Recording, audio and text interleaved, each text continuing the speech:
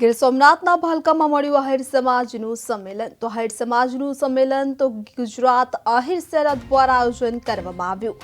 કાર્યક્રમમાં પૂર્વ કેબિનેટ મંત્રી જવાહર ચાવડાની ઉપસ્થિતિ રહી તો કાર્યક્રમમાં આહિર રેજિમેન્ટની માંગ કરાઈ તો કાર્યક્રમમાં 114 સહિત આહિર જવાનોને યાદ પણ કરવામાં આવ્યા। તો આપને જણાવી દઈએ કે ગીર સોમનાથના ભાલકા તીર્થ ખાતે ગુજરાત આહિર સમાજનું સંમેલન મળ્યું હતું કે જેનું આયોજન ગુજરાત આહિર સેના દ્વારા કરવામાં આવ્યું હતું કે જેમાં ગુજરાતભરમાંથી આહિર સમાજના લોકોએ હાજરી આપી હતી।